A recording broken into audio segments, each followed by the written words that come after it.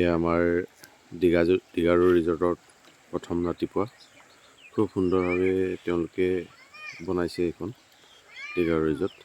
এয়া তেওঁলোকৰ গেট, ইফালে এখন দলং আছে। এইটো এটা একচুৱেলি ঝৰ্ণা, এইটো আৰ্টিফিচিয়েল ঝৰ্ণা নহয়, এইটো নেচাৰেল ঝৰ্ণা। পানীখিনি খুব চাফা পানী, খুব সুন্দৰ।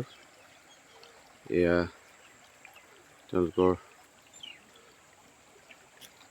আলহীসকলে বহিবৰ বাবে বিভিন্ন ধৰণৰ ব্যঞ্জনৰ সোৱাদ ল'ব পৰাকৈ তেওঁলোকে এইকেইটা ঘৰ বনাই দিছে।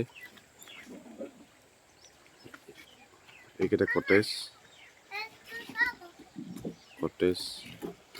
এখন ঝৰ্ণা। ইয়াত পানীৰ ওপৰত বহিও আলহীসকলে আহাৰ গ্ৰহণ কৰিব পাৰে, বিভিন্ন ব্যঞ্জনৰ সোৱাদ ল'ব পাৰে। এয়া আপোনালোকে দেখিছে। পিছফালে আৰু কেইটামান কটেজ আছে। এইটো হ'ল তেওঁলোকৰ বাৰ। আচলতে ইয়াৰ পৰিৱেশটো বৰ মনোমোহা পৰিৱেশ। ইয়াত কালি ৰাতিটো আমি ইয়াতে কটালোঁ।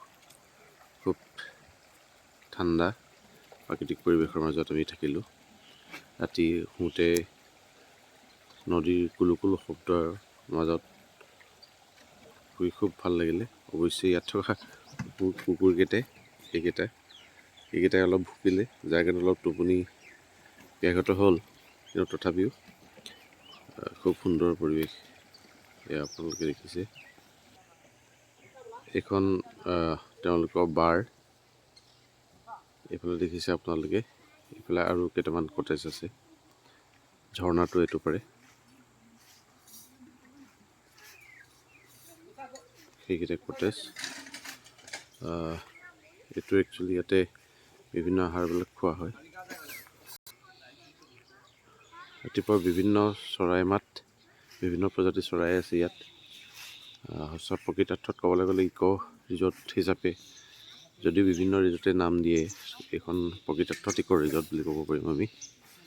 খুব সুন্দৰকৈ ৰাখিছে, চাফ চিকুণকৈ ৰাখিছে, আহাৰবোৰো খাবলৈ ভাল। এইকেইটা কটেজ।